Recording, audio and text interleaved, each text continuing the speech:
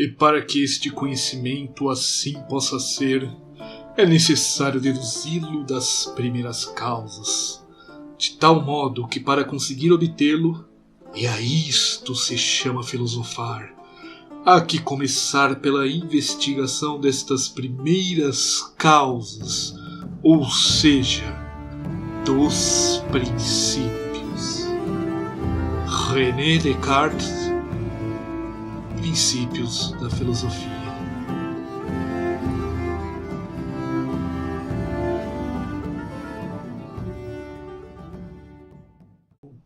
Estamos aqui novamente para continuar a discussão sobre a dissertação de mestrado que eu produzi, né?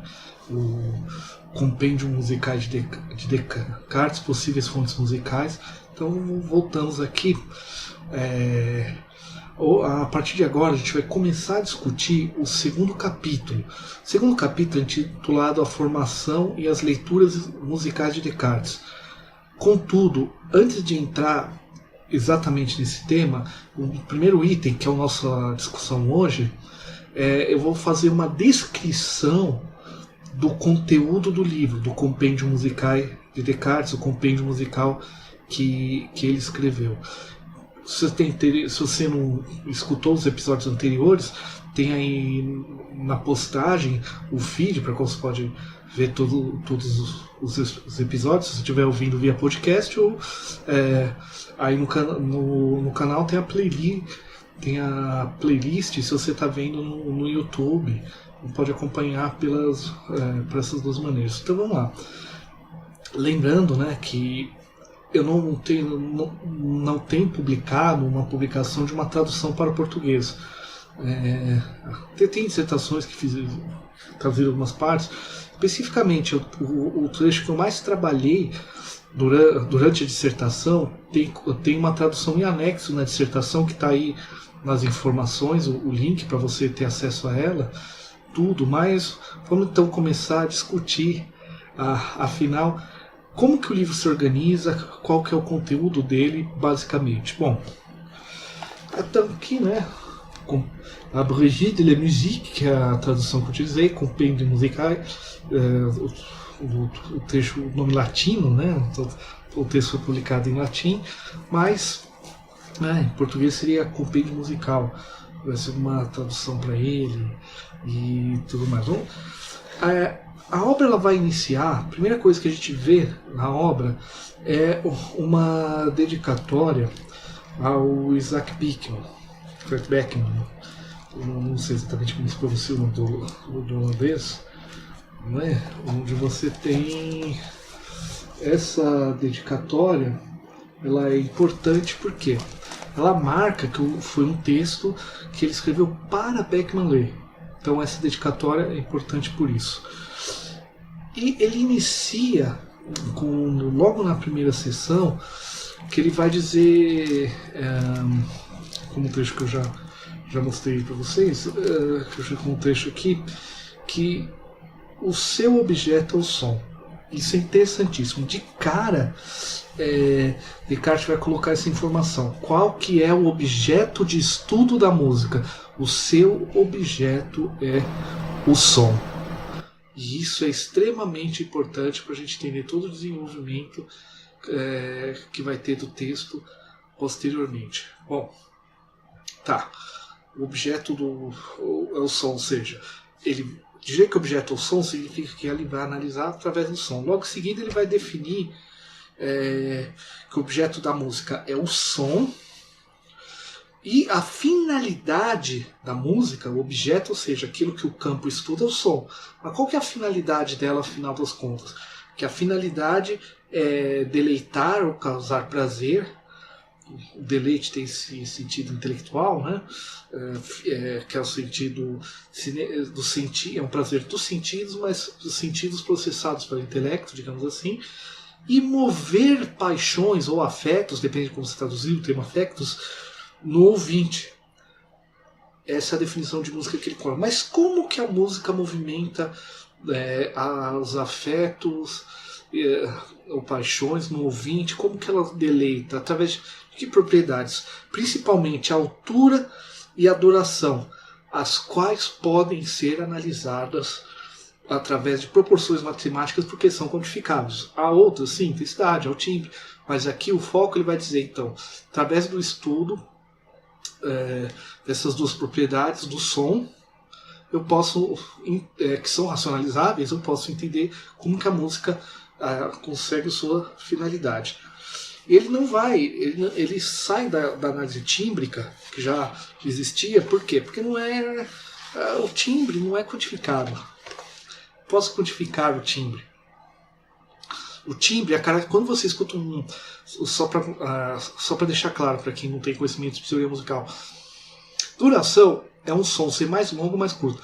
Não, som longo, uma duração longa. Não, uma duração curta. Um som baixo, um som bem grave, com essa voz assim de locutor, né? Voz de Cid Moreira e tal. Som grave. Sons agudos. Um som alto é uma altura alta, estamos falando em termos de frequência. Ou seja, um som alto é um som agudo, enquanto que um som baixo é um som grave e forte. Grave. Desse domínio. Ok?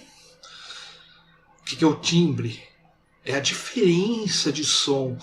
Se eu tocar, por exemplo, uma música de desenho animado, num violino, num piano ou num clarinete, qual que é a diferença entre o violino, o piano e o clarinete? É o timbre. O que é o timbre? É a origem do som, o instrumento que faz aquele som. Tudo bem? Logo em seguida, ele vai para a seção chamada Prainotanda. O que é a Prainotanda? Prainotanda a gente poderia trazer como considerações prévias.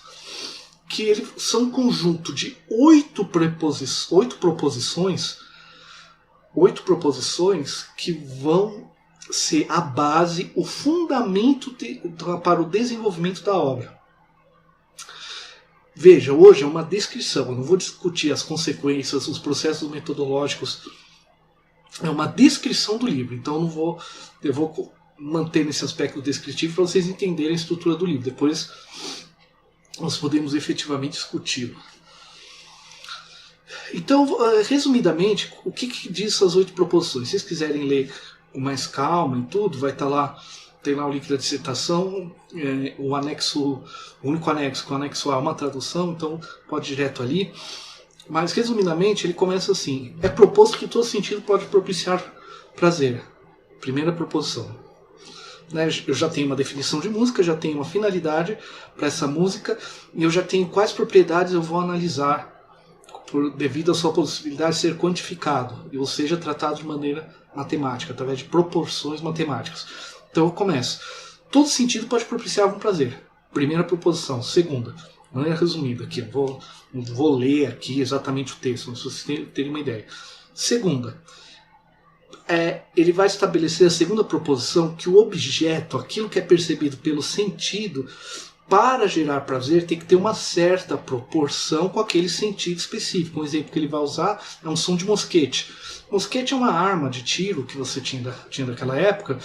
Basicamente é o seguinte: se você ficar com o ouvido próximo a um mosquete disparando, aquele som vai machucar o seu ouvido. Ele está fora de proporção com o seu sentido e isso não gera prazer. Então tem que haver uma certa proporção entre o sentido e o objeto para daí causar deleite ou não. Terceira proposição. Quanto mais simples e clara essa relação, no sentido matemático, mais aprazível é o sentido. Vocês já vão entender com o seguinte.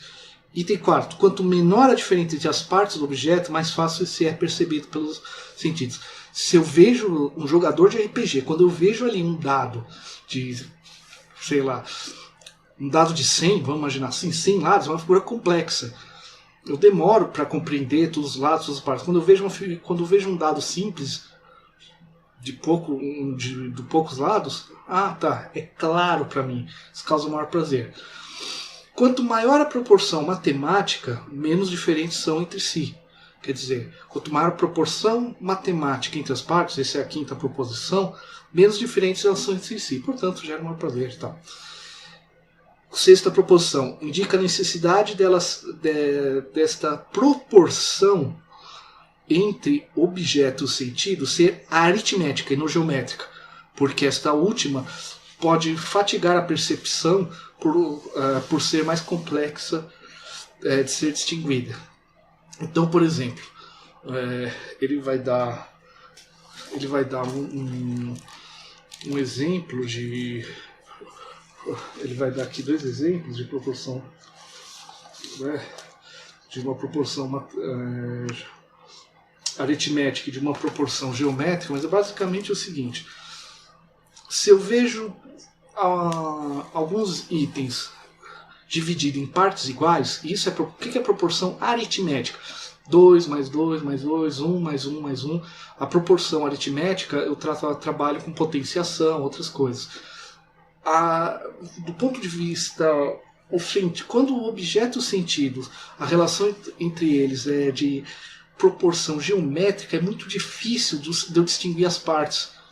É tudo muito confuso, são proporções complexas que entram raízes quadradas e números assim, e que visualmente são estranhos.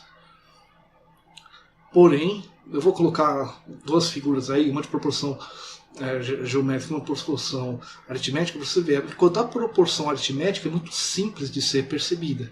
Tudo bem? Para quem está vendo, já apareceu aqui, para quem no podcast vai estar na página. Bom, então veja, há um plano encadeamento lógico. 7ª proporção. As coisas mais agradáveis aos sentidos não devem ser tão simplórias de serem percebidas muito facilmente, nem muito complexas, pois fatigariam os sentidos. Então o que ele está dizendo?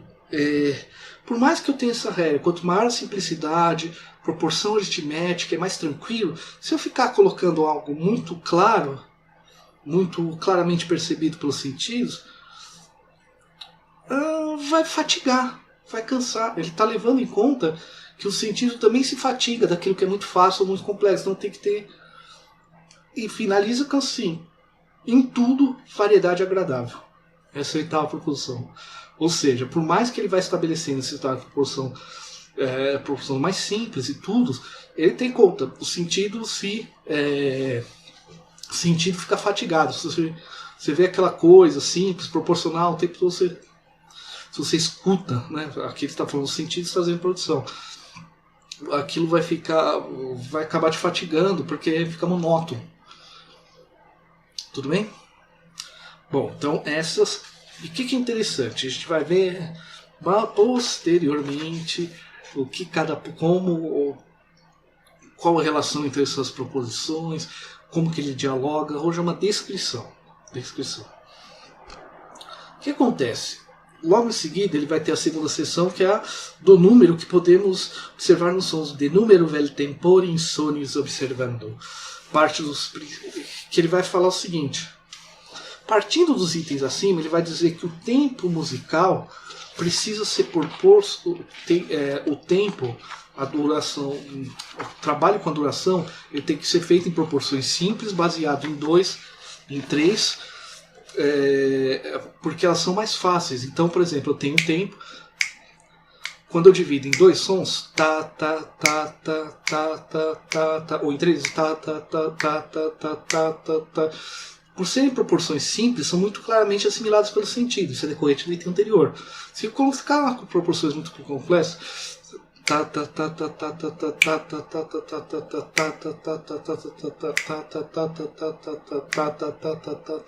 começa a complexificar muito, fica difícil de assimilar. E daí essa mesma regra vai funcionar. Por isso que o ideal é usar compassos binários ou ternários, que são compassos simples, não compassos 5, por aí vai, 7 tempos. E isso tem, nessa seção, ele tem uma coisa muito interessante. Eu estou aqui resumindo, mas basicamente assim, eu parto dos princípios racionais para pensar a estrutura rítmica e temporal da música.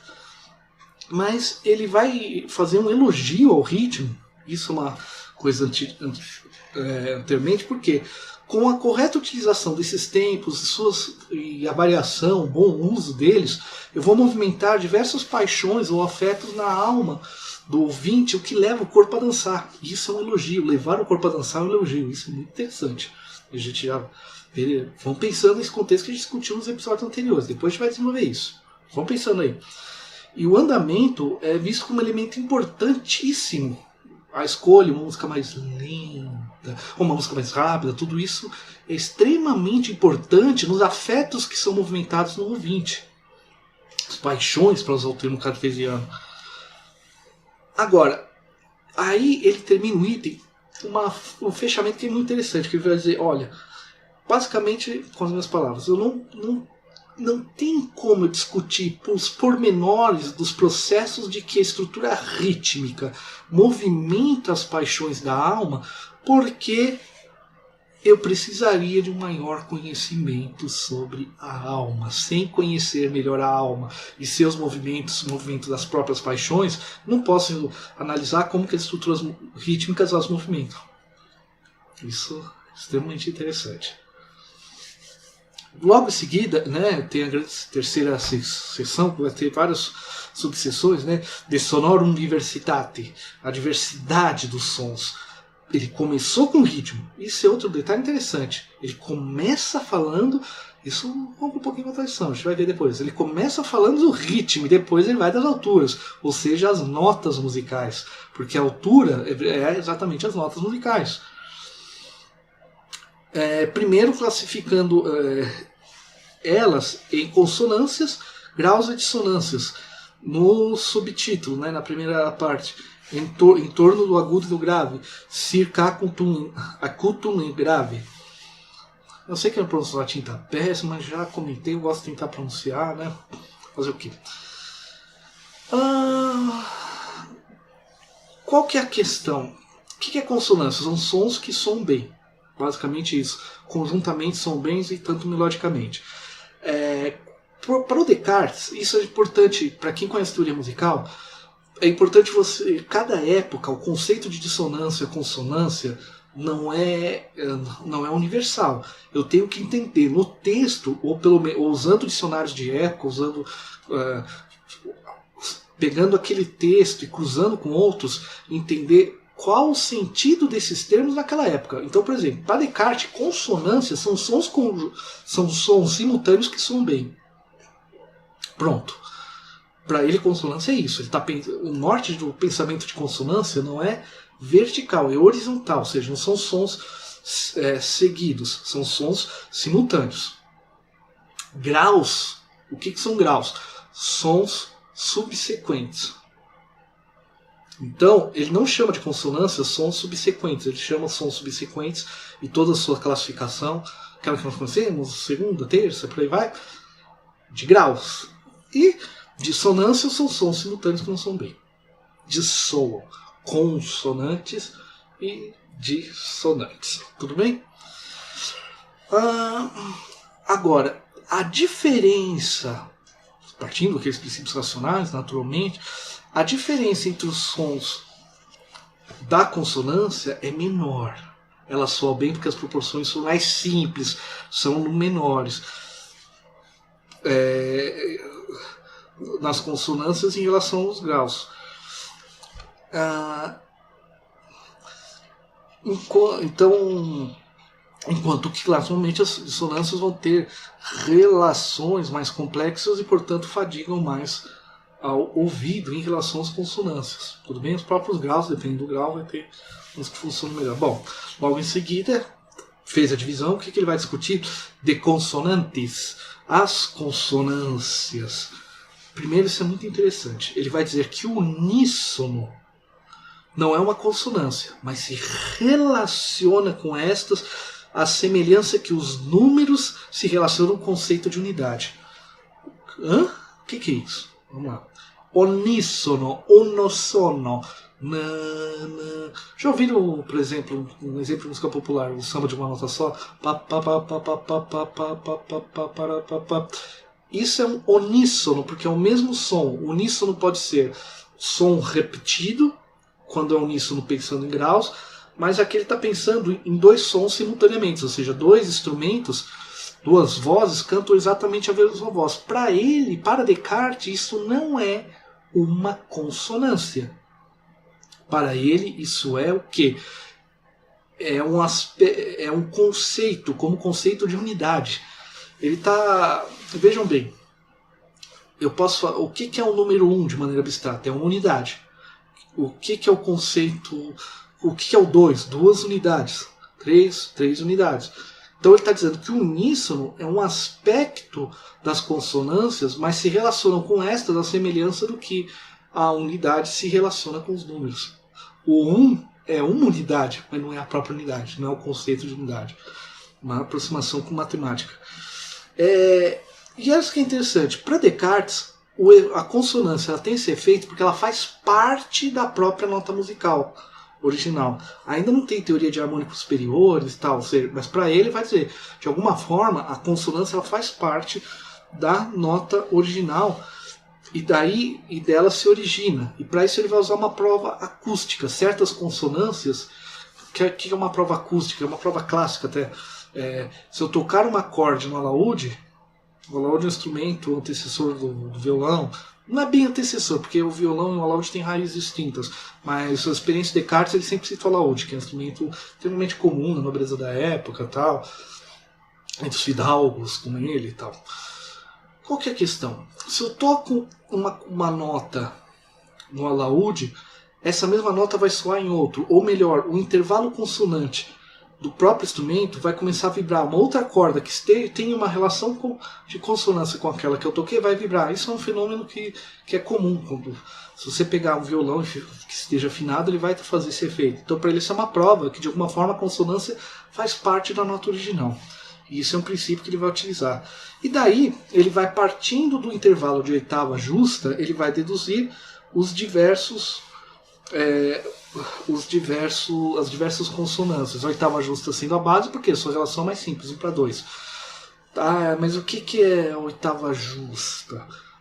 Do, ré, mi, fá, sol, lá, si, do. Desafinei um pouco. Do. Isso é uma oitava justa, ou seja, hoje diríamos que é o dobro da frequência. Isso é uma oitava. Ok? Então, esse é um intervalo básico, porque é o intervalo mais simples. Daí ele vai deduzir a quinta, que é a relação de 2/3, também é agradável ao sentido. E vai discutir que a quinta é a base de do,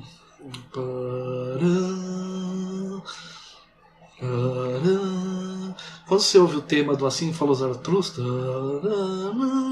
essa segunda nota é uma quinta justa. É uma relação de 2/3, seguindo aí uma coisa pitagórica e tal, e que ele é importante porque a partir dessa relação de quinta eu deduzo os modos. E para Descartes, a quinta é mais bela do que a oitava. A quinta, ela, por mais que ela não tenha como.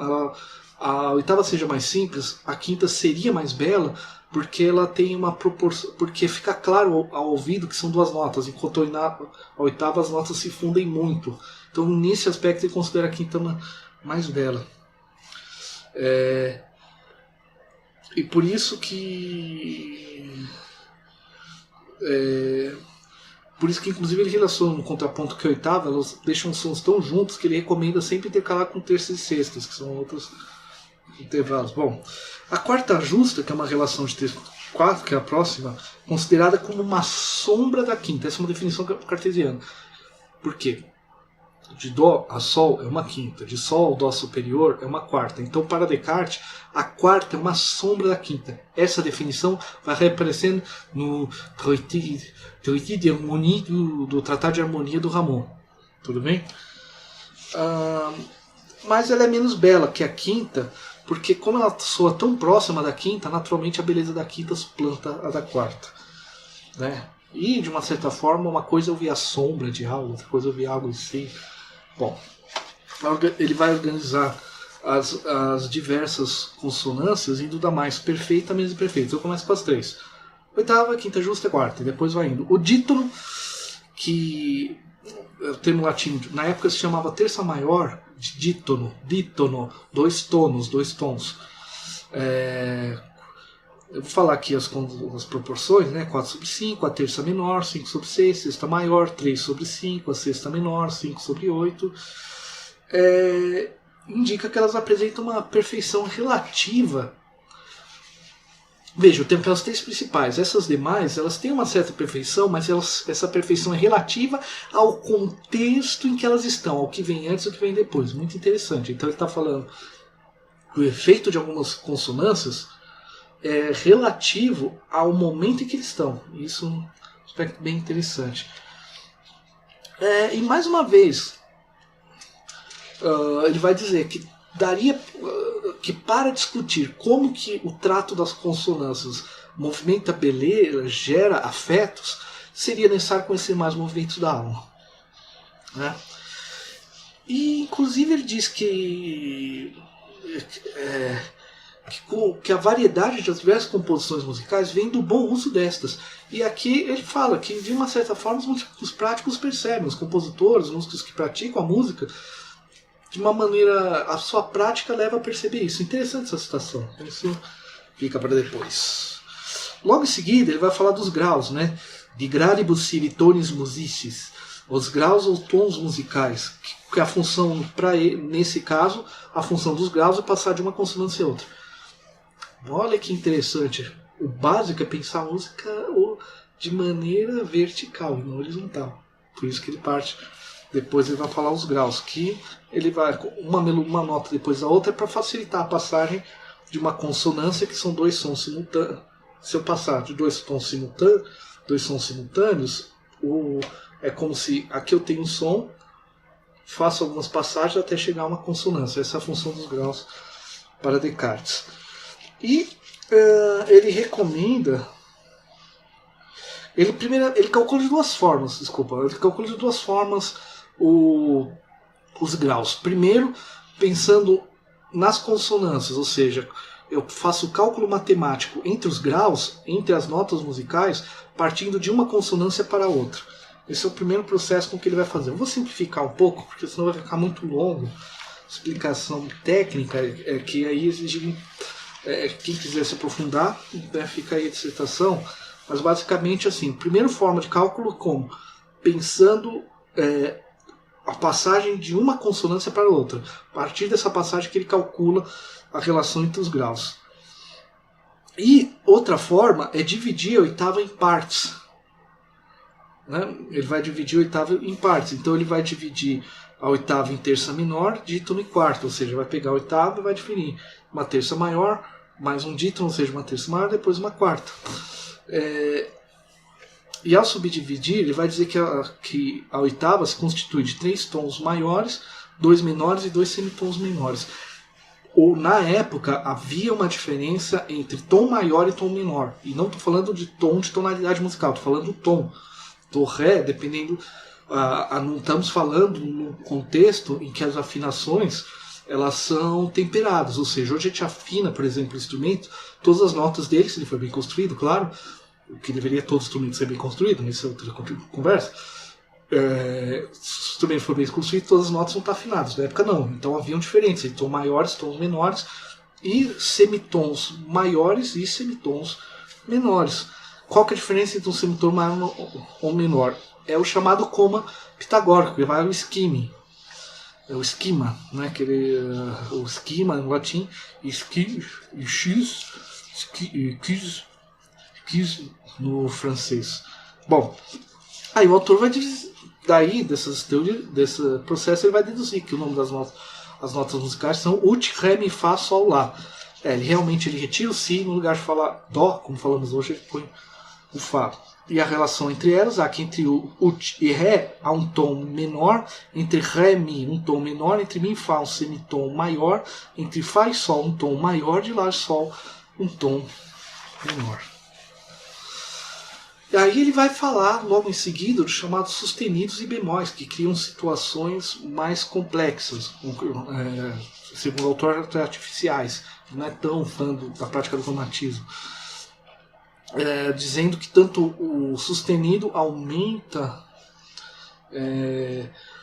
um semitom maior e o bemol diminui um semitom maior, coisa que a gente ocorre, né? Inclusive ele reclama, faz uma reclamação que muita gente que estuda música hoje vai concordar. Fala, pô, não tem lógica de usar Mi sustenido e Fá bemol que vai dar na mesma. essa nota mi. E ele vai dizer que ele vai criticar os compositores que escrevem esse tipo de coisa, porque somente complicariam a leitura. Olha que interessante. Bom, e também ele alerta o risco de gerar o que chama-se falsas quintas ou trítonos. Trítono é um intervalo. Se você ouvir uma música, vou exemplo, a música popular, né, o Black Sabbath, a música Black Sabbath do Black Sabbath, né, que é um intervalo de, talvez seja desafinado aqui, que é um intervalo de trítono, né,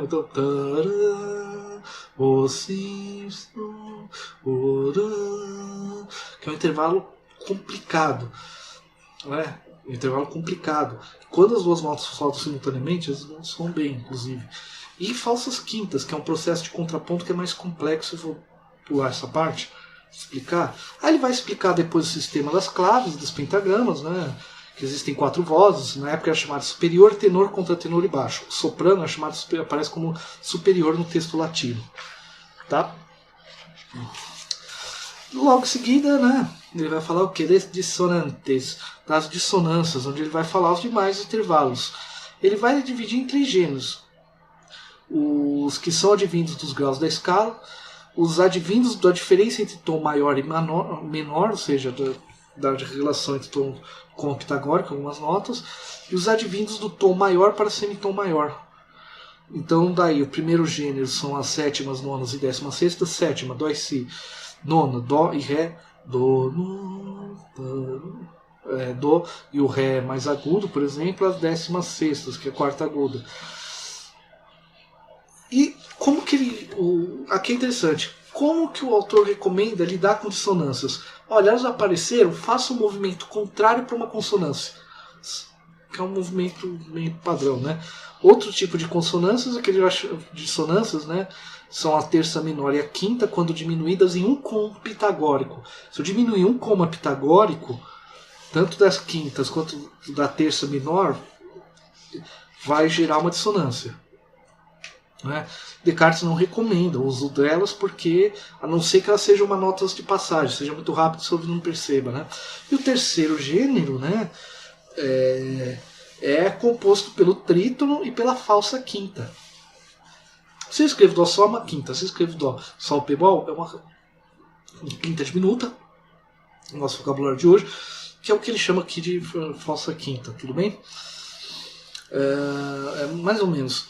E recomendo evitá-lo, a não ser que seja um trecho muito ornamentado, quer dizer, eu tenho muitos ornamentos ocorrendo, porque o ornamento aliviaria, né? Então, né?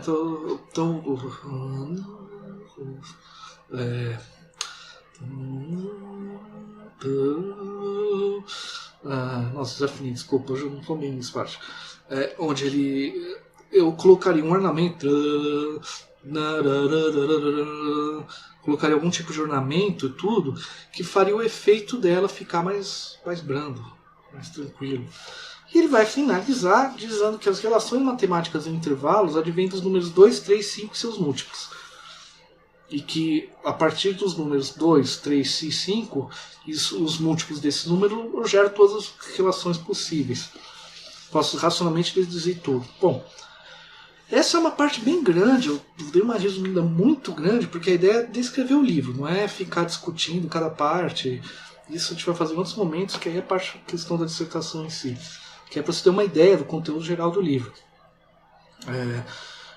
Aí ele vai discutir os processos de composição racional, deratione componendi modis, da maneira de compor e os modos. Deixa eu explicar o que ele chama de modos. Gente, quem conhece teoria musical, eu diria o seguinte, modo... Para quem conhece filosofia, sabe que modo é um termo complicado, porque existe uma série de discussões sobre o termo modo, principalmente quando fala modos da substância e por aí vai. Em música, modos também é uma discussão complexa, a gente usa esse termo na teoria musical de hoje, mas nesse momento, século XV, XVI, XVII, modos é uma outra coisa. A gente tem que entender sempre, mais uma vez, terminologia musical não é tão padronizada assim. A gente tem que entender pela época, ou seja, pela própria definição que o autor coloca e cruzar essa definição com outras, ou utilizar dicionários da época, porque é complicado. E que modo, não vai ter que pensar como modo, como se estudou hoje teoria musical básica, que não é bem isso, outra coisa. É por ali, mas não é, sabe? Bom, mas vamos falar assim, dos modos de compor. Ele vai dar 3 regras gerais. Essa sempre, dá 3 regras e aí coloca. Todos os sons simultaneamente, a primeira regra, né? Deve ser feito em forma de consonância, ou seja, se eu vou emitir sons, não dissonância, eu coloco consonância, com exceção da quarta, que não deve ser utilizada nos mais graves, ou seja, de preferência sempre consonância. As vozes podem se inventar por graus conjuntos ou consonâncias, eu vou indo de uma consonância para outra, né? Ou fazer gerar grau conjunto, do, ré, mi, fá, mi, ré, do, isso é um grau conjunto. E a falsa quinta e o quinto não devem ser utilizados, mesmo que em relação. Agora, são regras gerais, ou seja, sempre dissonância, usa graus para aliviar a passagem, tá certo. Agora, como deixar a peça com mais equilíbrio, que é um princípio estético comum, né? Elegância. Confere quando...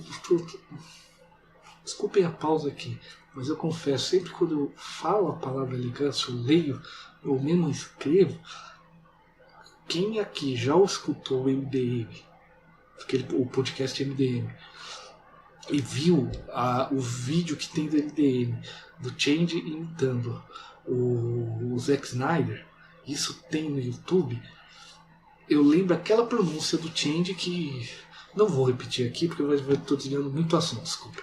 Voltando. Agora, a peça tem que ter equilíbrio e elegância. É curioso isso, eu não estou falando de uma... Por mais que a gente tenha uma discussão toda racional aqui e tal, eu estou falando sobre música e tal, então a peça ao ser composta tem que ter um certo equilíbrio entre seus elementos, tem que ter uma certa elegância e tudo mais. Elegância é um termo complicado. Bom, quais são algumas regras que ele vai propor? De maneira bem resumida, esse é um conteúdo bem grande. Sempre iniciar por consonâncias mais perfeitas, porque isso chama a atenção do ouvinte. E também recomenda que uma voz comece com pausa, porque isso chama a atenção do ouvinte. Opa, tem um coral, 4 vozes, tem uma voz faltando, né? Começa uma voz de cada vez. Não utilizar oitavas e quintas paralelas, ou seja, não utilizar esses intervalos diretamente. Como eles são muito perfeitos, você acaba fatigando o ouvinte e perde a atenção. Então eu tenho que saber intercalar entre intervalos perfeitos algumas outras consonâncias, com terças e sextas, para dar maior variedade e não tirar a atenção do ouvinte. De preferência, lidar com vozes em movimento contrário. Isso é a regra clássica de contraponto, né? Bom, e principalmente mover cada voz por graus conjuntos, não por saltos. Grau conjunto, do, ré, mi, do, mi, tá. Fazer isso evitar os saltos melódicos. Antes de chegar, essa quarta regra, antes de chegar com soluções mais perfeitas, coloca uma menos perfeita, sabe? Aquele esquema de variação, tal, ou seja, coloca uma sexta maior e depois uma oitava, uma sexta menor depois a quinta, sabe? Vai preparando as consonâncias perfeitas e tudo mais. Por quê? Isso é para entender. E, gente, eu não estou dizendo que Descartes está certo ou errado, não é essa a questão. Estou analisando estou descrevendo o que ele escreveu, só isso. Mas para ele, quando um ouvido escuta uma consonância menos perfeita, ele espera por uma mais perfeita, isso gera atenção. Claro, mas ele vai falar que essa regra tem diversas nuances e vai. Olha a outra situação, vai dizer que o músico prático conhece muito bem isso através da sua experiência. Né? E até falando, olha, partindo de princípios racionais, como temos colocado, e a própria experiência do músico, ele vai saber como fazer isso. O músico prático, ele vai sabendo. Não preciso fazer grandes tabelas sobre o assunto, porque a própria experiência do músico prático vai levar ele também a uma pessoa que raciocina, com sua experiência ele vai conseguir dar conta do recado. Muito interessante esse tipo de colocação por parte de Descartes. E ele fala que certas regras, as nuances, até foram deduzidas ao longo do tempo histórico, mas vão sendo perdidas com o tempo. E ao final da peça, o ouvido deve ter plenamente satisfeito. Para isso, ele vai dizer que os músicos práticos usam sequências de tons denominadas cadências, ou seja, cadência é o processo de finalização da melodia que tem da relação entre as vozes. E aqui, né, claro, estou resumindo que ele vai dizer que Zarlino analisa diversas espécies de cadências, suas próprias razões, mas ele vai dizer, olha, mas se um músico prático partir dos princípios racionais, ele mesmo vai conseguir deduzir qual a melhor cadência a utilizar, as respostas de... pensadas nas respostas. E daí vai falar que cada voz está limitada dentro de modos. Aí ele vai falar o seguinte, que antes de falar dos modos, que as regras funcionam bem com músicas a duas ou mais vozes, e que peças muito ornamentadas, essas regras acabam passando por cima dessas. E aí ele vai discutir a relação entre as relações entre as quatro vozes. Bom, tivemos um problema técnico, agora voltando. Então ele vai começar a falar da estrutura de contraponto a quatro vozes, né? A primeira voz é o grave, que é o baixo. Essa é a voz principal, porque,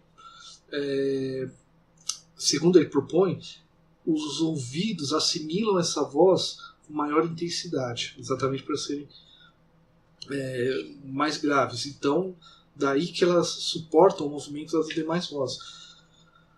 E comenta que na prática elas tendem a se movimentar mais por saltos que por graus. Até para dar um equilíbrio todo, elas são muito percebidas pelo ouvido. A segunda voz, que é mais próxima ao baixo, que se denomina tenor, que é o sujeito dos processos de modulação para ele, tem a função, né, de integrar outras vozes. Avança por graus, para trazer unidade. Tem um contratenor e vai sempre se opor ao tenor. Então é como se assim, o tenor que está acima do baixo vai sempre se contrapor com o tenor, e ambas as vozes devem se movimentar preferencialmente por movimentos contrários, e vai tender a se movimentar um pouco mais por saltos, né? E que deve-se evitar um cruzamento entre contratenor e tenor, que essa inversão não tem muita utilidade, a não ser nos casos de contraponto imitativo e outras práticas. E a voz aguda superior, né, que aí é a soprano, é onde está a melodia mais claramente percebida pelo ouvido, a voz aguda e tal. Então vai mover-se por graus, e quanto mais abaixo a voz, mais lentamente ela se move. Quanto mais acima, mais rapidamente ela pode se mover. Passa a utilizar. Ele comenta como algumas dissonâncias podem ser usadas, alguns procedimentos que as consonâncias podem ser utilizadas, que um é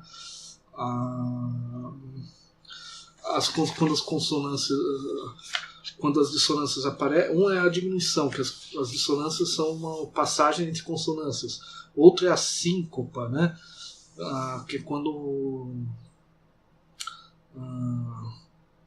que ela acaba gerando algumas dissonâncias.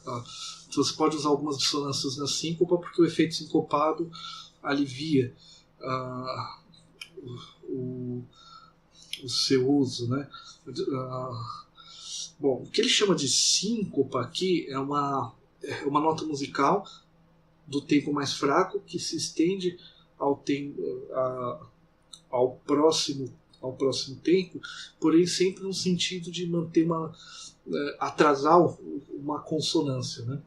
Bom, e ele diz que quanto mais comum a peça terminar na oitava, é devido à oitava agradar mais os sentidos, que essa é a função da oitava, né? E recomenda o uso da cadência, no final às vezes no meio, porque dá um efeito imitativo, quer dizer, uma voz imitando outra que é bacana. Agora, ele compara que essas regras, esses usos, são parecidos com a retórica do discurso, né? Ele faz uma comparação aqui entre retórica e essas práticas e vai criticar quando você usa em excesso cadência, essas práticas citadas, você destaca muito movimentos diferentes entre vozes, tudo se torna um contraponto artificial. A semelhança da música, dos acrósticos e dos poemas retógrados se apartam da bela poética. Afinal, a música tem o objetivo de mover as paixões da alma. Aqui, Descartes, né, escolhendo um lado, aquela discussão que já citou. A última sessão, finalmente, é de modes, quer dizer, dos modos, né, e que vai explicar, vai discutir sobre os modos. Basicamente, a oitava tem vários graus, dependendo da nota que eu começo. A partir da organização das notas musicais, eu gero diversos modos, a partir da maneira que eu organizo. E só que ele tem um comentário muito interessante. Zalino tem um livro inteiro para discutir de modos, por exemplo. Vai dizer mais uma vez que esse é um assunto muito conhecido dos práticos, que talvez não seja necessário aprofundar tanto o seu uso, porque a própria prática, o conhecimento dele já daria conta. E que o modo, quer dizer, o modo é uma estrutura que vai guiar, uma estrutura de organização das notas musicais, mas na época, estou evitando de entrar uma discussão de modo pelo seguinte: no modo de hoje, por exemplo, a gente fala em modo dórico, modo eólio, é uma organização. Então, se eu faço escalas baseadas na sequência Ré, Mi, Fá, Sol, Lá, Si, Do, Ré, é um modo. Na época isso também era chamado de modo também, porém o modo ele abarca a maneira como eu trato cada uma das vozes. Então, para você dar conta da sonoridade do modo, eu vou ter que às vezes usar notas fora, entre aspas, desse modo. Então é um processo bem mais complexo, que realmente Descartes não se aprofunda sobre ele, até porque diz que os músicos práticos é uma questão muito mais da prática, porque tem a ver com cada uma das vozes se relaciona, né? Mas que ele diz que assim, o problema, há um certo elogio, os músicos práticos conhecem o modo, só que eles poderiam deduzir os processos dos modos através da razão, e que ele teria dado condições suficientes para isso. Daí que ele vai dizer que discutir os modos, aprofundar a discussão de modos, e seria muito longo para o texto, que realmente é um compêndio. A gente vai discutir a diferença entre compêndio e tratado depois, mas não é para ser um trabalho muito longo e tudo mais. E tem um lado bem interessante aqui, porque de novo, para discutir mais sobre os modos, eles precisariam conhecer mais os movimentos da alma, né? E ele assume, é interessante porque ele assume que que ele está fazendo um texto curto, que não dá para discutir muitas coisas, e de novo ele enfatiza a necessidade de conhecer mais sobre a alma para deduzir os seus usos. Basicamente é essa a descrição do livro. Eu sei que eu entrei em termos de teoria musical, se for muito complicado, mandem perguntas, pode ser pelo Twitter, @tmix, pode ser no comentário no post do blog, pode ser por comentários para quem está acompanhando pelo YouTube, ali no YouTube, dependendo das perguntas, posso até montar um episódio só para responder perguntas sobre isso. Dando essa descrição é para você terem uma ideia geral da estrutura do texto. Agora, o que eu recomendo para você? O que eu recomendo? Principalmente é o cuidado. Quando eu comentei várias vezes durante esse texto que a gente precisa sempre de um aparato técnico. Eu preciso ver o que o próprio autor define naquela terminologia. O caso do modo é um caso complexo, porque em filosofia modo é uma discussão pesada, e música, dependendo da época, é uma discussão pesada também. Eu tenho que ter um aparato técnico no sentido de cruzar informações.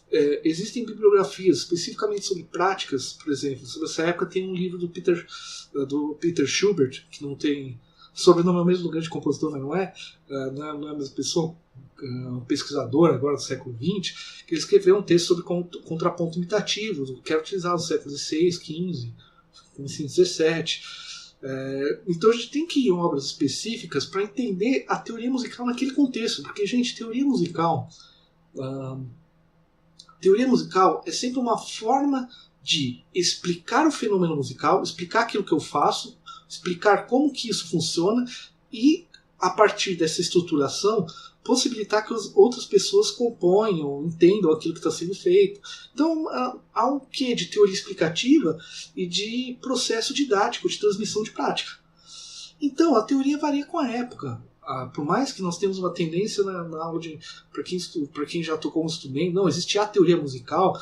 Gente, existe a teoria musical que a gente trabalha hoje, e mesmo assim, quando a gente vai se aprofundar hoje, a gente vê que existe a teoria alemã, a teoria de uma linha mais alemã, nos dias de hoje, uma teoria de linha mais francesa. Eu diria que existe uma teoria forte de linha americana, principalmente para quem lida com música popular. Existem diferenças terminológicas, não só diferenças de termos utilizados, mas existem concepções diferentes para a prática. E quando a gente vai para tratados antigos, isso é pior, porque é a mesma coisa. Então eu tenho que ver no contexto da discussão o que aquele termo significa.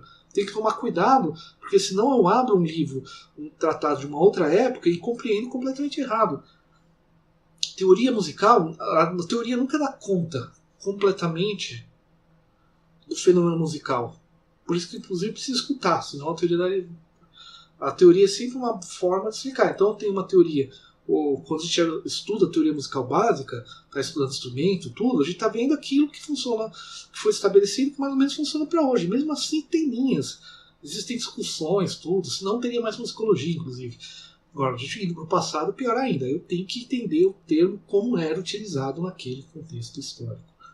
Obrigado a todos aí pela paciência, como eu falei, né? Pode, semana que vem, a gente entra especificamente, começa a falar do tema jesuítas, conhecimento e música, porque, aquela coisa, para entender como Descartes assimilou todo aquele visões sobre música que a gente discutiu nos episódios anteriores, teve um filtro que é o colégio jesuíta. Como que funciona, digamos, esse filtro? Como que, e aqui eu não estou querendo dizer em sentido pejorativo a palavra filtro. Mas a gente tem que entender um pouquinho do modo como os jesuítas viam tudo isso, porque esse é o conhecimento musical que Descartes teve. A partir dali que ele vai produzir. E isso vai ser tema dos próximos episódios, até a gente finalizar aqui o segundo capítulo, mas precisava dessa descrição geral para vocês terem uma ideia do conteúdo. Como falei, a dissertação está disponível, podem dar uma lida no anexo, né? Tudo.